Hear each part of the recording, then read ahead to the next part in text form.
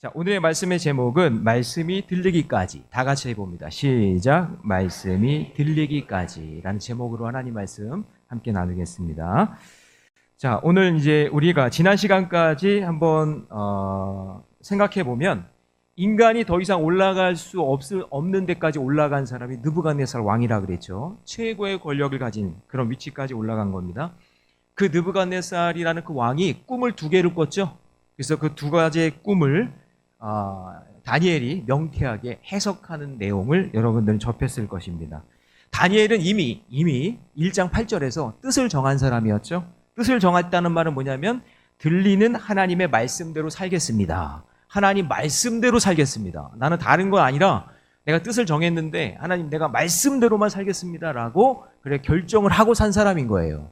그러니까 다니엘은 사실은 시작부터 하나님께 대한 분명한 결단이 있었던 사람인 거죠. 다른 표현으로 하면 내가 하나님 말씀 묵상하고 기도하는 일, 이거 제가 목숨처럼 여기며 살겠습니다. 다른 거는 몰라도 하나님 제가 말씀 묵상하고 기도하고 하나님 찬양하고 예배하는 일은 내가 다시 뒷전에 두지 않겠습니다. 이거에 대해서 뜻을 정하고 살았다라는 거예요. 그래서 이 다니엘의 언어를 보면 좀 다르지 않아요? 다니엘의 언어를 보면 좀 다른 게 뭐냐면 말씀의 언어고 기도의 언어고 긍정적인 언어예요. 왜냐? 뜻을 정했기 때문에 다니엘에서 툭 치면 나오는 것이 하나님 말씀의 언어고 그리고 하나님께서 주신 은혜의 언어가 나오기 때문인 거죠. 그래서 여러분 그 사람이 어떤 생각을 하고 있느냐에 따라서 어떤 가치관을 갖고 있느냐에 따라서 그 사람의 언어와 생각이 다른 거예요. 네. 늘 세상에 무슨 도박이나 게임이나 뭐 이런 거 한 세상 거에 중독되어 있는 사람은 말을 해도 그런 말만 해요. 근데 하나님 말씀에 사로잡혀 있고 은혜에 사로잡혀 있는 사람은 그 말씀이 들리는 대로 그 언어에서 그것이 느껴지는 거죠. 그 옆에 사람이 어떤 말을 하면 그 사람이 어떤 생각을 하고 있는지 어떤 은혜 가운데 있었는지 느껴지잖아요. 할렐루야. 네. 성가대가 찬양을 은혜롭게 하고 하나님을 찬양하는 일을 많이 하다 보면 나도 모르게 그 찬양의 가사처럼 그 찬양의 은혜같이 내 삶 가운데 이루어질 때가 있어요. 있잖아요. 봐봐요. 있잖아요. 있다니까요. 네. 그래서 내가 생각하는 언어와 가치관 이런 것들이 굉장히 중요하다. 그래서 다니엘은 하나님의 말씀이 들리는 사람이었어요. 자, 다시요. 다니엘은 하나님의 말씀이 뭐 하는 사람이라고요? 들리는 사람. 그 말씀이 들리니까 하나님의 지혜와 능력이 있는 거죠. 그래서 지난 시간에 하나님의 능력과 지혜와 능력이 다니엘은 있었다 그랬죠. 그래서 고난이 닥쳐도 느부갓네살 왕이 갑자기 내 꿈을 해석해라 그래도 그 고난이 하나님 말씀이 들리니까 하나님의 지혜와 능력으로 해석이 되는 거예요. 함께 기도하는 공동체가 있으니까 사드락 메삭 아벳느고가 함께 기도하니까 그 인생이 풀리는 거예요. 응답하신 하나님을 미리 찬송하며 예배하며 사니까 그 인생이 하나님의 뜻대로 살아가는 거란 말이죠. 그러니까 여러분 내가 일주일 내내 도대체 무슨 생각을 하고 있었는지 한번 그걸 뒤돌아보세요. 나의 생각과 언어는 내가 일주일 내내 무엇에 그냥 그렇게 집중하고 있었는가? 그것이 나의 생각과 언어라는 거예요. 자, 느부갓네살 왕이 첫 번째 꿈을 꿨어요. 꿈을 꿨는데 머리는 금이요, 가슴과 팔은 은이요, 배와 넓적다리는 노시요, 그리고 무릎 아래는 쇠요, 발 부분은 쇠와 흙으로 막 섞여져 있는 그런 신상을 꿈속에서 보았대요. 그런데 갑자기 다듬지 않은 돌이 날라와서 그 신상을 어떻게 버렸어요? 부셔버리는 거예요. 그러니까 사실은 이거 기분 나쁜 꿈인 거예요. 그 신상이 딱 있어가지고 그 신상 때문에 기분이 좋은 게 아니라 갑자기 돌이 날라와가지고 그거를 부셔버렸으니까 기분이 나쁜 꿈이죠. 그러나 다니엘은 하나님의 말씀을 들리는 대로 말하는 사람이잖아요. 왕이 기분 나쁘든 안 나쁘든 상관없어요. 왜냐? 하나님 말씀이 들리는 대로 이야기하니까. 인간이 세운 나라는 무조건 망한다. 아멘 하는 분이 한 명밖에 없네요. 네, 별로 나라에 관심이 없죠, 전사님. 자, 우리 여러분 다시요. 인간이 세운 나라는 반드시 망한다. 네, 인간의 욕심으로 세워진 나라는 망한다 그 얘기예요. 그거를 보여주는 거예요. 근데 이것에 대해서 다니엘은 하나님의 말씀이 들리는 대로 말하는 사람이니까 그거에 대해서 거리낌이 없어요. 왕 앞에서라도 무조건 얘기하는 거예요. 여러분, 나한테 정말 충원을 해준 사람이 옆에 있는 사람은요 정말 행복한 사람이에요. 나한테 내 아내가, 내 남편이 아니면 내 교회에 선교회 누가 동료가 나에게 정말 필요한 말을 직언해줘. 그때 기분이 나쁘죠. 그렇지만 그 말을 듣고 깨닫는 사람이 생명을 살리는 사람이고 생명을 살릴 수 있는 사람이 되는 거예요. 이걸 들을 수 있어야 되는 거예요. 기분 나쁘다고. 네가 어떻게 나한테 그렇게. 이건 여러분 미련한 사람이에요. 정말 지혜로운 사람은 그걸 분별해내는 거예요. 이게 하나님의 말씀이구나. 하나님이 들리는 사람의 말이구나. 이거를 아는 거죠. 자, 두 번째 꿈은 뭐였죠? 첫 번째 꿈과는 달리 느부갓네살이 미리 말해줍니다. 해석하게 해줘요. 하늘을 찌를 듯한 큰 나무가 있어요. 너무 커서 멀리서도 다 보이는 나무예요. 그 나무에 가지가 잎사귀가 무성해서요. 새들과 짐승들이 막 모여 있어요. 너무나 보기 좋고 시원하게 하늘로 뻗은 그 나무를 꿈속에서 봤는데, 그런데 하나님의 사자가 나타나서 그루터기만 남겨놓고 그 나무를 베어버려요. 그리고 세 줄로 묶어버려서 들판에 7절기 한 7년 동안 버려진다라는 아주 기분 나쁜 꿈을 또 해석하게 되는 거예요. 그러니까 여러분, 이 꿈은요 사실은 해석이 어렵지 않아요. 다니엘을 제일 처음에 부르지 않았어요. 술사들을 불렀어요. 점술가들을 불렀어요. 느부갓네살 왕이 이렇게 높이 하늘을 찌를 듯해 올라가지만 결국에는 배임을 당해서 7년 동안 완전히 그냥 끌려다니는 그런 짐승과 같은 인생이 될 것이다. 7년 동안. 이 꿈을 얘기하는 건 그렇게 어려운 게 아니에요. 딱 보면은 알잖아요. 높이 올라간 그 나무는 느부갓네살 왕이고, 배임을 당한다는 거는 폐위에서 물러난다는 얘기고, 7년 동안 쇠사슬에 끌려다닌다는 거는 그렇게 고난당한다는 얘기가 그냥 딱 봐도 아는 내용이잖아요. 그런데 눈치 빠른 이 점술가들은요, 이 왕의 꿈을 해석을 안 해줘요. 모른다 그래요. 만약에 그렇게 말했다가는 피바람이 불 거니까. 그런데 다니엘은요, 하나님 말씀 들리는 대로 느부갓네살 왕에게 그 꿈을 그대로 해석해 줍니다. 자, 그리고 다니엘에서 27절, 오늘 읽지 않았지만 그 앞절이죠.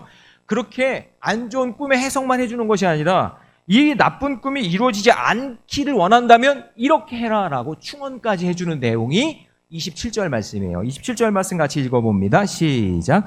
그런즉 왕이여, 내가 아뢰는 것을 받으시고 공의를 행함으로 죄를 사하고 가난한 자의 궁휼히 여김을 죄악을 사하소서. 그리하시면 왕의 편안함이 혹시 장과리이다 하니라. 자, 이렇게 당신이 이렇게 지금 내 말을 듣고 내가 말하는 이 세 가지를 꼭 지켜서 해주시면 하고 다니엘이 충언을 했잖아요. 그러면 그것을 하나님의 음성으로 듣고 돌이키면 되는데, 들은 척만 하고 유유자적 그냥 1년을 그냥 보내게 됩니다. 그러면서 오늘의 이야기가 시작되는 거예요. 자, 그럼 여러분, 말씀이 들리려면 어떻게 해야 될까요? 자, 첫 번째는 무엇이냐면요, 말씀이 들리려면 말씀을 전해주는 사람이 있어야 돼요. 자, 말씀을 들리려면 어떻게 해야 된다고요? 전해주는 사람이 있어야 돼요. 말씀을 전해주는 역할은 말씀을 먼저 들은 사람이 해야 돼요. 맞죠? 제가 너무 뻔한 얘기를 하고 있는 거죠?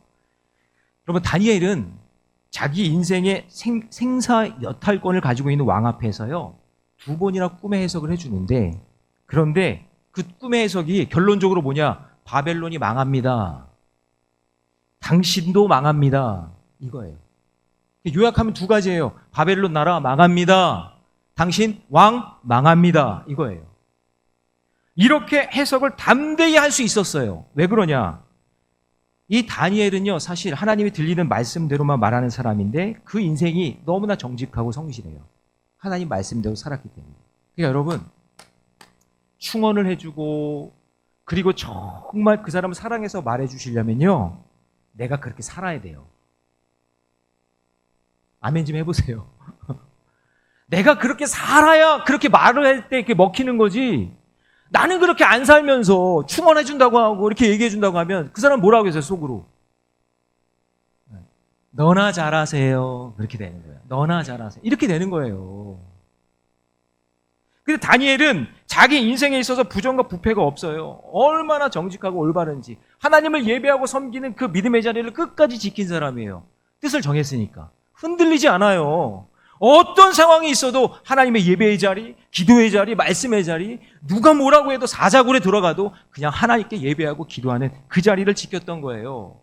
그러니 사람들이 다니엘이 얘기하면 듣는 거예요. 다니엘이 말하면 오케이. 다니엘에게만 가지고 가면 해결이 돼요? 왠지 모를 인품이 있어요? 영적인 능력이 보여요? 하나님이 주신 지혜와 능력이 있는 거예요. 그러니 다니엘이 어떤 말을 해도 그 누구도 반대하는 사람이 없었다는 거예요. 자, 28절 말씀. 자, 같이 읽어봅니다. 시작. 이 모든 일이 다 나 느부갓네살 왕에게 임하였느니라. 다니엘이 전한 말이 다 이루어졌다는 거예요. 다니엘을 통해 선포된 하나님의 말씀이 하나도 땅에 떨어지지 않고 그대로 이루어졌다는 거예요. 이 말의 의미는 뭐냐면 다니엘은 하나님의 말씀 그대로 살았고 다니엘이 그 입에서 나온 하나님의 말씀이 다 이루어졌다. 즉 백성들의 생명이 느부갓네살 왕의 손에 달려있을지는 몰라도 그 느부갓네살 왕, 인간이 올라갈 수 있는 최고의 정점을 찌는 그 왕이라 할지라도 그 생명은 지극히 높으신 하나님께 달려있다라는 것을 보여주는 거예요. 그래서 하나님의 말씀이 능력인 이유는 하나님 말씀이 물론 논리가 있고 또 아름다운 미사여구도 있고 또 시도 있고 또 어떻게 보면 역사서이기도 하고 또 여러 가지 그런 장르들이 다 적혀져 있는 그런 성경이지만 그런데 여러분 그 하나님의 말씀은 생명이고 반드시 이루어지기 때문에 능력이 되는 것입니다. 여러분 어떤 인문학적인 책에 나오는 정말 아름다운 이야기 그리고 미사여구 그래서 성경이 능력이 있는 것이 아니라 성경은 말씀대로 이루어지기 때문에 능력이 있는 거예요. 그래서 여러분 제가 부임하자마자 선포한 것이 듣는 자는 살아나는 거예요. 하나님 말씀을 듣는 자는 살아나는 거예요. 그래서 하나님의 말씀을 겸손히 순종하는 자에게는요 축복이 임하는 것이고 그렇지 않고 교만하여 불순종하면 죄송하지만 저주가 임하는 것이 맞는 거예요. 왜냐? 성경 말씀은 능력이니까. 하나님은 다니엘을 통해서 느부갓네살 왕에게 하나님의 말씀을 듣게 하고 1년이라는 회개의 시간을 주십니다. 자, 29절 말씀 같이 읽습니다. 시작. 12달이 지난 후에 아마도 다니엘의 해석을 듣고 처음 며칠은 벌벌벌 떨었을 것 같아요. 다니엘이 굉장히 능력이 있으니까. 그러면서 벌벌벌 떨고 있는데 근데 하루 이틀 지나면서 아무 일도 일어나지 않는 거예요. 이거 봐라. 아무 일도 안 일어나네. 배임을 당한다고 그랬는데 나 멀쩡하네. 그리고 역사서에 보니까요. 요 시기에 이 바벨론이 가장 부강했을 때예요. 경제가 막 부강하고 돈을 많이 벌고 땅을 많이 차지하고 사업이 잘 되고 그냥 형통하고 우리 성도님들 눈치가 빨라서 이제 아멘을 안 해. 형통 이런 거 되게 좋아하면서 막 그냥 잘 되는 거예요. 지금으로 치면 막 사업이 잘 되고 아이들이 막 대학에 쑥쑥 들어가고 그리고 그냥 막 형통하고 막 좋은 일들이 막 가득가득 넘쳐날 때예요. 그러니까 느부갓네살이 뭐야 다니엘이 틀렸네? 배임을 당한다며? 내 끝장난다며? 이렇게 생각을 하는 거죠. 그러면서 보세요. 하나님의 말씀을 점점점 잊어버려요. 여러분 우리의 인생도 잘 보면은요 말씀이 잘 들리지 않는 환경이 만들어져요. 여러분 이거를 잘 보셔야 돼요. 말씀을 들을 때는 그래도 경각심이 있어요. 근데 갑자기 고난이 없어요. 아쉬움이 없어요. 일이 잘 풀려요. 그럴 때 영적인 경각심이 무너지고 영적인 목마름이 없어져요. 갈급하지가 않아. 나중에는요 이 영적 감각이 점점 무뎌지면서요 이게 브레이크가 어디인지 악셀이 어디 있는지 이걸 몰라요. 그러면서 신나게 막 악셀 밟고 달려가다가 그때 낭떠러지를 만나는 거예요. 그때는 이미 늦은 거죠. 우리는 진짜 무지하고 미련해서 하나님의 말씀을 잊어도 된다고 생각하지만 근데 여러분 잊지 마세요. 하나님이 선포한 말씀을요 절대 잊지 않으세요. 반드시 기억하시고 때가 되면 반드시 이루십니다. 예수님이 여러분 산상수훈에서 뭐라고 말씀하셨죠? 우리 마태복음 5장 18절 말씀 같이 있습니다. 시작. 진실로 너희에게 이르노니 천지가 없어지기 전에는 율법의 1.1획도 결코 없어지지 아니하고 어떻게 해요? 어떻게 한다고요? 다. 하나님은 절대 그냥 그대로 그냥 말씀하신 대로 다 이루셔요. 옛날에 말씀하신 것도 다 이루세요. 여러분들이 주일학교 때 받은 말씀 있죠, 은혜. 응답받은 거. 어떤 분 그 간증하시더라고요. 아, 제가 청년 때에 하나님께 이거 결단하고 이거 결심했던, 그리고 응답받았던 내용이 있는데, 어느 날 갑자기 하나님이 생각이 나게 하셔서, 너 그거 나랑 약속했잖아. 그거 나랑 하기로 했잖아. 그래서 그걸 어떻게든지 그 약속을 지키게 만드시는 거예요, 하나님은. 저도 어머니가 100일 동안 소원기도해서 태어났잖아요. 목사 안 되려고 막 몸부림치고 막 딴 것도 해보고 저것도 해보고 다른 대학에 가보고 그냥 이런 직장도 해보고 막 그러다가 결국에는 다시 주의 종으로 올 수밖에 없는 거예요. 참 하나님 신기하시죠? 그래서 여러분, 아주 오래 받은 응답도요, 어느 날 갑자기 이루어지는 날이 온다는 것을 꼭 기억하셔야 돼요. 제 인생 스토리를 좀 아시는 분들은 제가 신학교에서 결혼에 대해 응답받았다는 거 아시죠? 네. 그때 진짜 눈물 콧물 흘리면서 기도해서 결혼의 응답을 받았잖아요. 그래서 첫 번째 만나는 여자랑 결혼한 거잖아요, 제가. 예. 그 스토리를 알고 싶은 분들은, 모르시는 분들은 저에게 개인적으로 오시면 제가 알려드리겠습니다. 자, 그래서 여러분, 저는 응답을 받았잖아요. 그러면 저만 응답받았다고 결혼이 돼요? 그건 아니잖아요. 그렇죠? 집사님. 저만 응답됐다고 되는 게 아니잖아요. 상대방도 응답을 받아야 되잖아요. 그래서 제가 2년 동안 얼마나 공을 들였겠어요?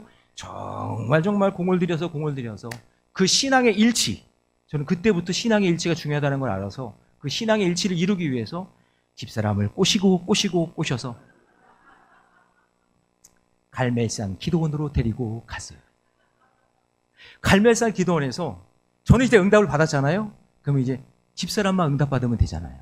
그래서 그거를 놓고 그냥 밤이 새도록 기도했어요. 같이 계속 기도하고 또 기도하고, 아직 덜 응답받았나? 또 기도하자고. 아직 덜 응답받았나? 또 기도하자고. 계속 기도하니까 응답받았다는 거예요. 할렐루야. 근데요, 그때 같이 응답받으면서 또 하나의 약속의 응답을 받은 게 있어요. 그때 진짜 철없을 때인데, 그때 하나님 제가 결혼하면 애를 넷을 낳겠습니다. 그때 철없을 때 근데 하나님은요, 잘 보세요. 철없을 때 기도한 그 내용도 반드시 이루어 주시는데 사역지 옮길 때마다 한 명씩 주시는 거예요. 그래서 아이들이요, 출생지가 다 달라요. 제일 큰 애는 대전에서 낳고요. 둘째는 서울에서 낳고, 셋째는 청양에서 낳고, 넷째는 안양에서 낳았어요. 참 신기하죠? 그러니까 여러분, 하나님은 그냥 허투루 듣는 것이 아니라 말씀하시고 응답하신 거면 반드시 응답하신다는 것을 저는 경험했으니 여러분들에게 제가 얘기할 수 있는 거예요. 반드시 응답하신다는 것을 잊지 마시기 바랍니다. 하나님이 없어도 살 수 있다고요? 느부갓네살은 그렇게 생각했을지 모르겠어요. 경제가 너무 잘 돼요. 땅이 영토가 넓어져요. 내 마음먹은 대로 다 돼요. 이거 하나님 없어도 되겠네. 에이, 다니엘의 기도 해석, 꿈의 해석 틀렸네. 다니엘도 틀릴 때가 있구만. 이렇게 생각했을 거예요. 근데 여러분, 그때 그 순간이 가장 위험한 거예요. 말씀이 들리지 않는 그때가 가장 위험할 때예요. 느부갓네살은 여러분의 자녀가 올라갈 수 있는 최고의 자리에 올라간 거 아닙니까? 여러분들이 기도해서 느부갓네살 왕의 자리에 여러분의 자녀가 올라간다면 그 자리가 최고의 높은 자리로 간 거 아니에요? 세상적으로 보면. 그런데 여러분, 그 자리가 하나님의 말씀이 들리지 않는 자리라면 최고의 자리가 아니라 최악의 자리라는 것을 잊으면 안 돼요. 비록 다니엘 입장에서 느부갓네살 왕이 자신의 조국을 짓밟은 왕이었지만 하나님이 말씀하라고 하시니까 그 느부갓네살 왕에게도 하나님 마음을 품고 하나님의 음성을 들려주는 거예요. 하나님은 이 세상 어떤 사람이라고 해도 하나님의 말씀을 듣고 회개하기를 원하십니다. 그게 하나님의 마음이에요. 그래서 여러분, 역대하 7장 14절에 보시면 하나님의 마음은 그토록 범죄한 이스라엘 백성에게도 얼마나 사악한 짓을 많이 했어요, 이스라엘 백성들이. 그런데 뭐라고 하시냐면 내 백성이라고 부르시면서 악한 길에서 떠나 스스로 낮추기를 원한다. 너희들 스스로 낮추길 원하면, 그때 내가 돌아오길 원하면, 그러면 내가 다시 용서해 줄게. 다시 받아줄 거야. 라고 말씀하시는 거예요. 근데 여러분, 계속해서 망각하고 시간을 허비하고 내 마음대로 살면 어떻게 될까요? 사도 바울이 빌립보 교회 성도들에게 빌립보 3장 18절에서 이렇게 말씀합니다. 같이 읽어봅니다. 시작. 내가 여러 번 너희에게 말하였거니와 이제도 눈물을 흘리며 말하노니 너희 사람들이 그리스도의 십자가의 원수로 행하는, 여러 번 권면하고 여러 번 말하고 하나님의 심정으로 하나님의 음성을 듣고 그렇게 얘기했어도 듣지 않는다면 너는 십자가의 원수다. 어떤 사람은 하나님 말씀을 붙잡고 자기 가슴에 새기고, 하나님 제가 그 말씀대로 살겠습니다. 어떠한 순간이 와도, 내가 망하든 잘되든 흥하든 부흥하든 어떤 순간이 와도 하나님 말씀 순종하며 살겠습니다 라고 하는 사람이 있고요. 어떤 사람은 그렇게 다니엘이 옆에 와서 꿈을 해석해주고 하나님 살아계시다고 그렇게 얘기를 해도 듣지 않는 느부갓네살 왕 같은 그런 인생이 있다라는 거예요. 여러분이 그런 사람 아닙니까? 혹시 여러분 주변에 그런 사람 있지 않습니까? 하나님이 한 번만 말씀하셔도 그 하나님의 음성을 듣고 돌이키고, 하나님 제가 잘못했습니다. 지금 제가 말씀대로 살겠습니다. 그렇게 순종하며 살아가시기 바랍니다. 그러려면 여러분이 하나님 말씀을 잘 듣는 무전병이 돼야 돼요.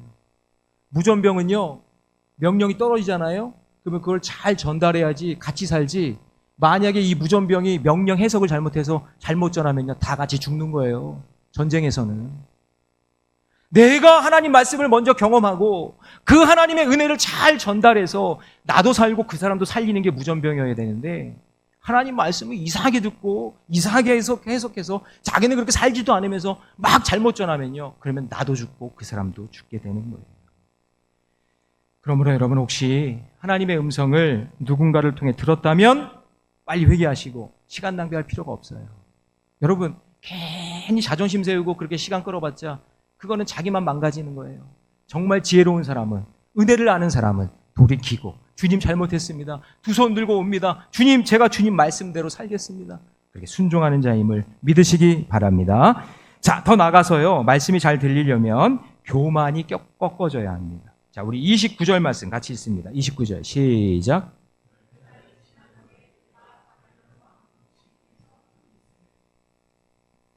자, 여기서 여러분 말하는 지붕, 요 지붕을 잘 해석해야 되는데요. 이제 학자들이 연구한 결과 이 지붕이 뭐냐면은 고대 건축물 중에 7대 불가사의 중에 하나예요. 네, 바벨론의 하늘 정원이라는 거, 여러분 혹시 아시는 분도 있을 건데, 이거 벌써 수천 년 전에요, 상하수도 시설을 만들어서 높이가 25m 높이에 있는 곳에 물을 이렇게 끌어올린 거예요. 끌어올려서 거기에 층층이 막 진귀한 나무들, 해외에서 수입한 그런 꽃들, 이런 것들을 심어서 그걸 자라게 만들어 놓은 장소인데, 이곳이 너무 높으니까, 이게 높으니까 멀리서 보면은 공중에 떠 있는 그런 정원처럼 보인다 그래서 그 별명이 하늘 정원이래요. 바벨론에 이게 있었대요, 글쎄. 그러니까 지금 여기서 지붕에서 보고 있다라는 건 뭐냐면, 지금 느부갓네살이 올라갈 대로 높은 곳에 올라가서 정말 인간이 가질 수 있는 최고의 권력의 자리에서, 그 하늘 정원에서 지금 밑을 내려다보고 있는 거예요. 이 느부갓네살이 얼마나 교만했는지, 자, 30절 말씀에 보면은, 자, 여러분 빨간 글씨를 한번 집중해서 한번 읽어봅니다. 시작. 나 왕이 말하여 이르되 이 큰 바벨론은 내가 능력과 권세로 건설하여 나의 도성으로 삼고 이것으로 내 위엄의 영광을 나타낸 것이 아니냐 하였더니, 여러분 나라는 말이요, 한 구절에 4번이나 나와요. 자기를 교만하고 자기를 계속 찬양하는 거예요. 야, 내가 왕이니까 내 말 한번 들어봐. 내가 능력과 건세로 이 도시를 만들었어. 이 하늘 정원 봐봐. 이거는 세계에도 없는 엄청난 것들이야. 막 하면서 내가 이 정도야. 대단하지? 이렇게 외쳤던 왕의 권세도 자신의 영광과 위대함을 입으로 자랑하는 그 순간, 하나님의 심판이 임하기 시작하고 순식간에 망해버립니다. 그래서 여러분, 31절. 자, 30절 그렇게 말했죠? 31절 같이 읽습니다. 시작. 이 말이 아직도 나 왕의 입에 있을 때에 하늘에서 소리가 내어 이르되 느부갓네살 왕아 내가 말하노니 나라의 왕위가 내게서 어떻게 됐다고요? 그러니까 교만이 최정점에 올라갔을 때 내가 나야 하면서 최정점에 올라갔을 때 하나님이 탁 치는 거예요. 그 입을 열어 교만을 떠는 순간요 하늘에서 막 소리가 나고 그날의 위험이 떠나가고 1년 전에 다니엘을 통해 예언한 그 말씀이 그대로 이루어지는 거예요. 33절에 보니까 바로 그때에 이 일이 나 느부갓네살에게 응함으로. 여러분 내 생각과 입을 조심하셔야 돼요. 여러분이 높은 자리에 있더라도 그것을 내 생각과 입에서 조심하셔야 돼요. 31절에서 이 말이 입에 있을 때에 교만이 입으로 통해 주체하지 못하고 밖으로 계속 나오려고 하고 있을 때에 그때에 33절 바로 그때에 하나님의 징계가 쏟아지는 거예요. 그러니까 하나님은 지금도요 귀를 열고 야 저 김 목사가 어떻게 말하나 한번 들어보자. 야 아무개 장로가 어떻게 말하나 한번 들어보자. 하나님 귀를 열고 우리가 어떤 생각을 갖고 어떤 말을 하고 계시는지 지금도 듣고 계신 거예요. 지금도 듣고 계세요. 여러분 민수기 14장에서 가데스 바네아에서 12명의 정탐꾼을 보냈는데 그 중에 12명 중에 10명이 부정적인 말을 하고 막 그냥 모세와 아론을 막 원망하고 불평하잖아요. 그때 했던 말이 야 우리를 광야에서 죽게 내버려 두지 왜 우리를 이 땅으로 인도해서 저 가나안 이방 사람들의 칼에 우리를 죽게 하냐 막 그러면서 우리 애굽으로 다시 돌아갈 거야 막 그렇게 원망했죠. 그때에 이스라엘의 말을 다 듣고 계신 하나님께서 뭐라고 말씀하시죠? 민수기 14장 28절 다 같이 시작. 그들에게 이르기를 여호와의 말씀에 내 삶을 두고 맹세하노니 내가 말이 내 귀에 들린 대로 내가 너희에게 행하리. 너희가 말한 대로 내가 해줄게. 너희 말한 대로 해줄게. 그래 여호수아와 갈렙 빼고 나머지 모두는 다 광야에서 죽는다. 그 말한 대로 다 죽었어요. 여러분들은 자기가 한 말을 기억하지 못하고 있을지라도 하나님은 신앙의 여정에서 우리가 내뱉은 말 다 기억하고 계시고 선한 말은 선한 말대로 그리고 악한 말은 악한 말대로 어느 순간이 이루어지는 그 일들이 있다는 것을 명심하시기 바랍니다. 그래서 항상 예수 믿는 사람들은 내 생각과 말을 조심해야 돼요. 조심해야 돼요. 하나님은 우리가 엄청난 죄악으로 행동을 보여야 그때 벌하시는 것이 아니라 이미 내 생각과 말을 통해서 앞으로 일어날 전조 증상을 미리 다 보고 계십니다. 선배 목사님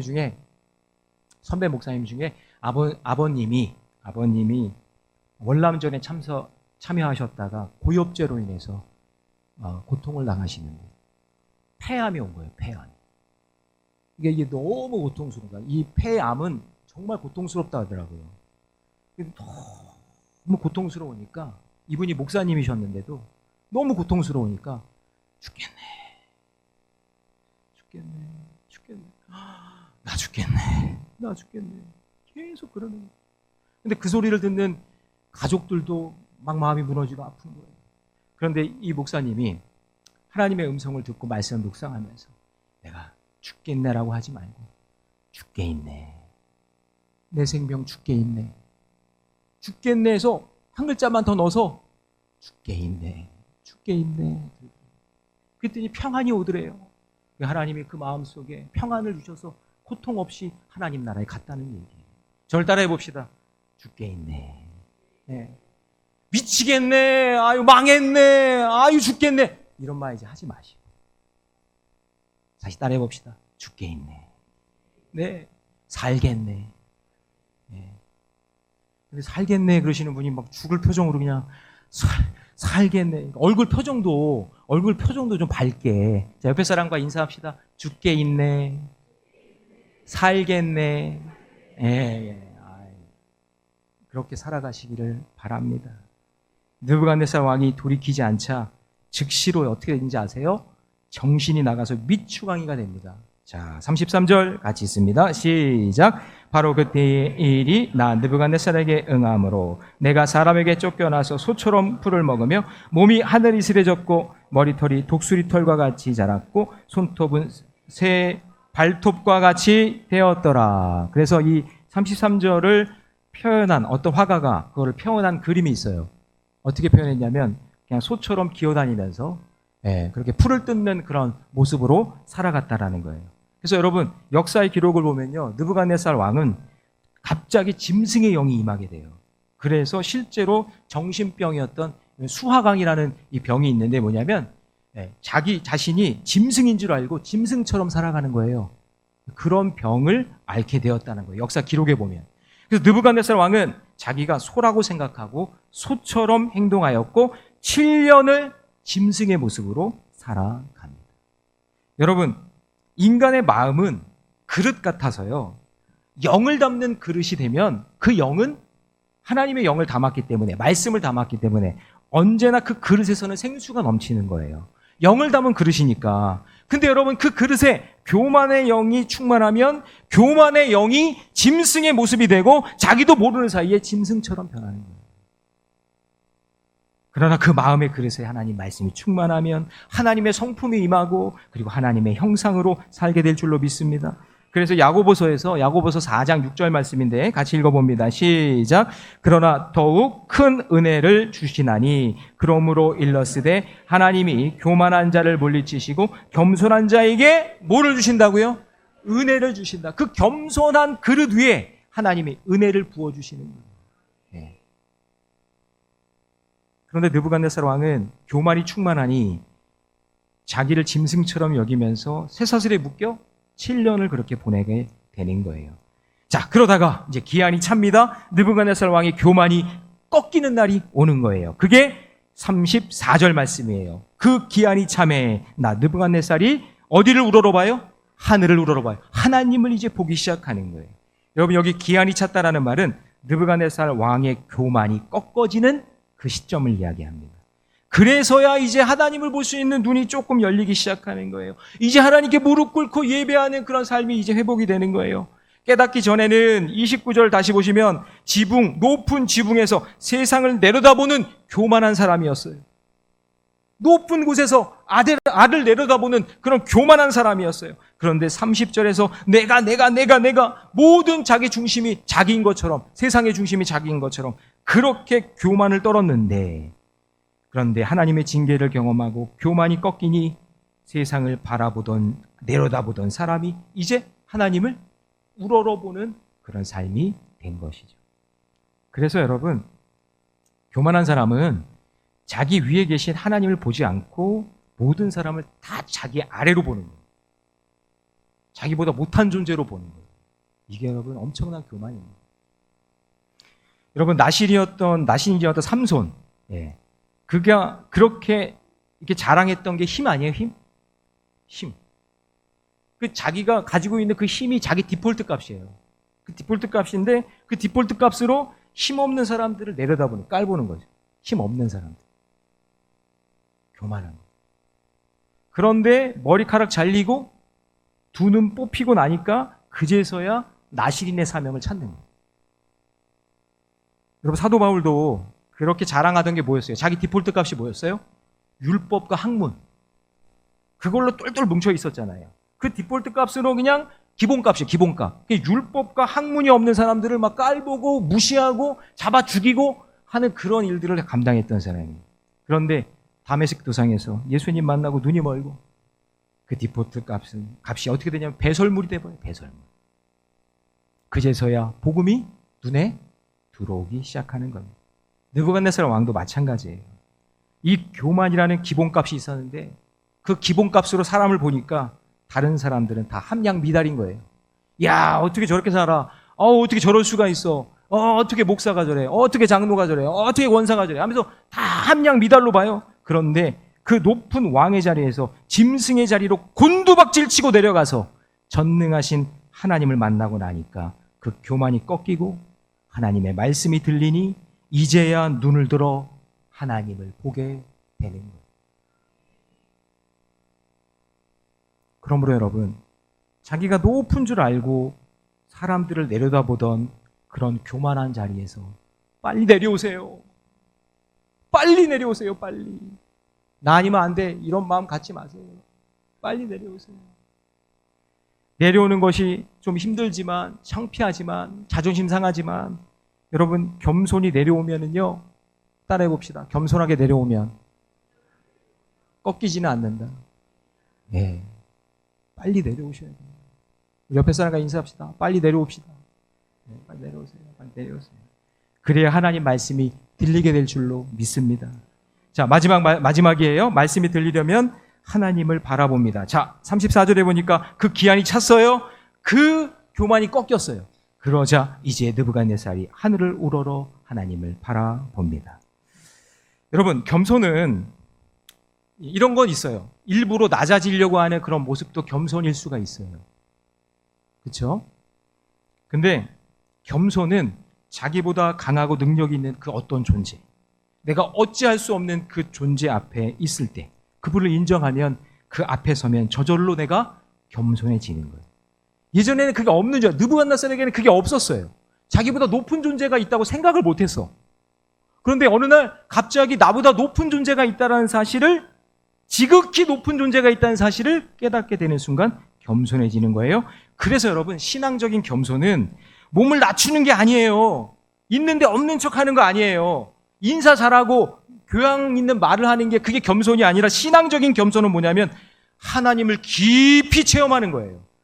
지극하신 그 하나님을 있다는 것을 아는 거예요. 내가 잘못하면 하나님의 그 엄청난 힘으로 나를 누르신다는 것을 아는 사람이 겸손한 사람인 거예요. 그거를 모르니까 교만 떠는 거예요. 그러므로 어떤 상황에서도 하나님을 바라보는 자가 겸손한 사람이에요.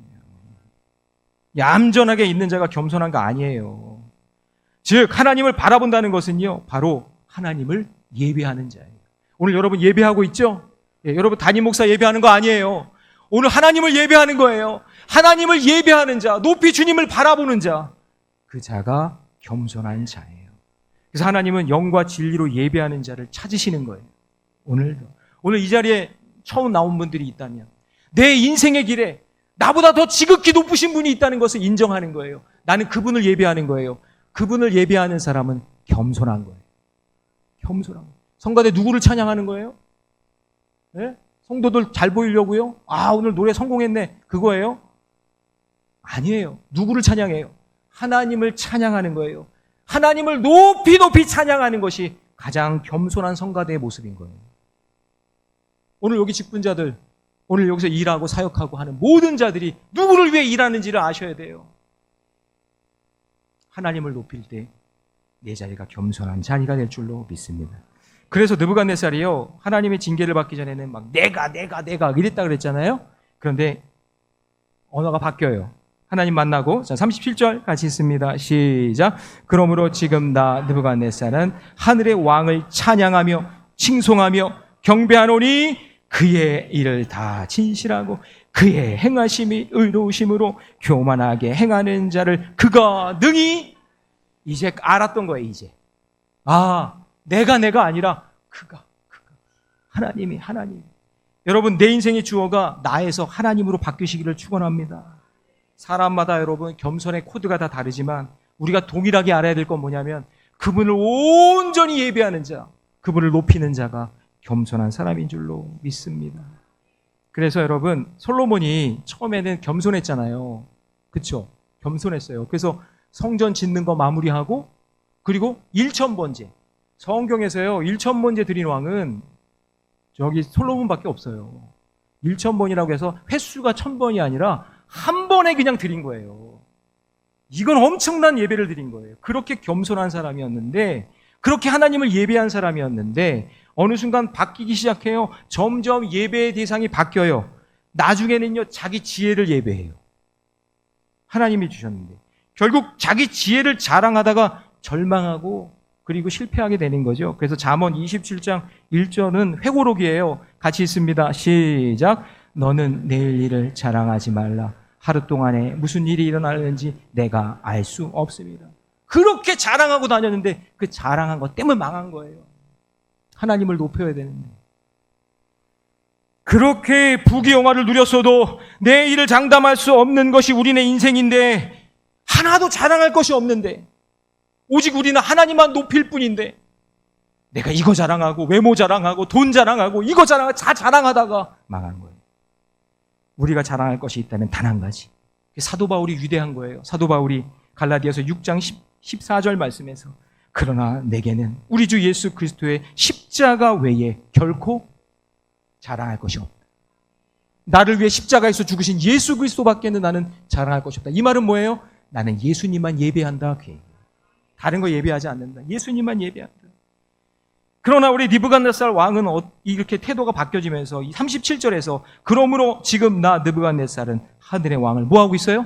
찬양하고, 그 다음에요, 칭송하며 경배한다. 이 말은 뭐예요? 지금 하나님을 뭐하고 있는 거예요? 예배하고 있다라는 거예요. 이때 당시에 프로그램이 있었으면 우리 아이가 달라졌어요. 여기에 느부갓네살이 나와야 돼요. 느부갓네살이 달라졌어요. 옛날에는 자기가 높은지 모르고 그냥 교만 떨면서 그렇게 살았는데 확 낮아져서요, 하나님을 높이고 예배해요. 느부갓네살이 달라졌어요. 사랑하는 성도 여러분, 오늘 저와 여러분들에게 오늘 굉장히 중요한 말씀을 우리에게 들려주고 계십니다. 마치 요즘 세상이 바벨론 같습니다. 자기 중심으로 살아가고 느부갓네살 같은 사람이 너무 많아요. 자기 중심적이고 집단 이기적이고 인본주의에 물들어 있는 사람들. 모두 자기들이 꿈꾸는 바벨론이 있어요. 자기들이 느부갓네살 왕이 되려고 몸부림칩니다. 여러분 물어볼게요. 이 세상이 아름다운 유토피아로 변화될 수 있을까요? 이 세상이? 이번에 휴가를 다녀오면서 8월 15일에 아이들이 이제 곧 계약을 한 친구도 있어가지고 학용품을 사주려고, 저도 이제 후반기에 읽을 책을 좀 구입하려고 광화문에 대형 서점에 갔어요. 그런데 진짜 얼마나 시끄러운지. 와, 이쪽에서는 그냥 빨간색 물결이 막 스피커, 전 스피커 그렇게 큰 거 처음 봤어요. 우리 교회 거보다 더 큰 걸 차에다가 차보다 더 큰 스피커를 들고는 막 울려대면서 차들이 다니고요. 이쪽에서는 파란색이 막 해서 막 서로 막 그러는 거예요. 광화문이 완전 시끄러워가지고 너무 괴롭더라고요, 저는. 근데 진짜 정말 제가 걱정스러운 거는 아이들이 거기 있는데 아이들이 도대체 무슨 생각을 할까? 저런 모습을 보고. 또 외국인들이 되게 많은데 외국인들은 도대체 한국은 동방의 예의주국이고 그리고 조용한 아침의 나라라고 그랬는데 이건 뭐야, 시끄러운 혼란스러운 나라인 거예요. 야, 이거 진짜 이게 제 마음속에 너무 불편하더라고요. 아무리 시대가 첨단이 되고 아무리 시대가 바뀌어도요, 여러분, 이 세상은 쉽게 변화되지 않습니다. 자, 그럼 여러분 또 질문해 볼게요. 여러분, 사람은 금방 잘 변화됩니까? 사람? 어때요? 우리 아내 여러분들, 남편 잘 변화돼요? 막 이러시네요, 다들. 네. 여러분, 그럼 남편 여러분, 아내들이 변화되던가요? 갑자기 경직된 분위기. 이거 잘못했다가 나 죽는다, 막 이런 표정이. 여러분, 영적인 것도 마찬가지예요. 사람이 점점 변화되어 성화되고 완전히 이른다는 이런 표현 있잖아요. 없어요. 사람 안 변해요. 잘 안 변해요. 정말 어려운 거예요. 여러분, 성화라는 것은 내가 막 변화되는 게 아니에요. 내가 막 변화되는 게 아니라 내가 막 직분 받았다고, 내가 뭐 집사, 권사, 장로, 목사 되었다고 해서 그 사람이 성화된다고요? 절대 그렇지 않아요. 교회 오래 다녔다고요? 오래 다녔다고 변화되던가요? 안 돼요. 절대 거룩하게 되는 거 아닙니다.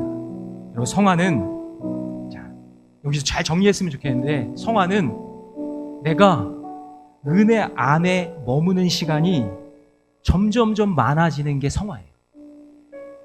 다시요.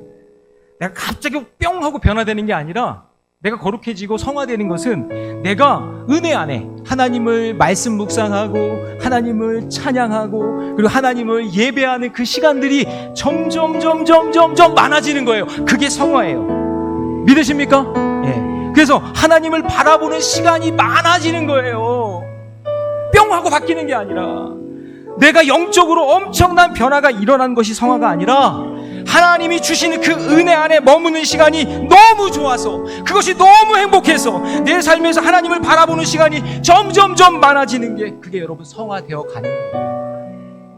왜냐하면 우리는 하나님의 은혜 안에 머물 때만 하나님의 음성이 들리기 때문에. 여러분, 우리 느부갓네살이에요. 다. 여러분이 다니엘인 것처럼 착각하지 마세요. 내가 하나님의 은혜를 경험하고 말씀이 들리고 하나님을 예배하고 찬양하고 말씀 묵상하는 그 시간만큼 내가 성화되는 거예요. 우리는 그냥 변화되지 않으면요 짐승이에요. 우리 그러잖아요. 가끔 어디 드라마 보면 짐승. 그런데 하나님께서 말씀을 듣게 하시려고 다니엘 같은 사람을 붙여주신 거예요. 오늘도 그 말씀을 여러분 듣는 거예요. 그리고 사건 사고를 통해서 내 교만을 꺾어주시는 것이고 그렇게 하나님을 바라볼 수 있는 예배의 시간을 허락해 주시는 거예요. 그 시간이 많아지는 거예요. 시간의 검증을 받고 시간의 검증을 통과한 사람이 점점점 성화되어 가는 거예요. 사랑하는 성도 여러분, 바벨론 같은 이 세상을 쫓기듯 살지 마시고 여러분의 눈을 들어 하나님의 영광을 바라보는 시간을 조금씩 늘려가시기 바랍니다.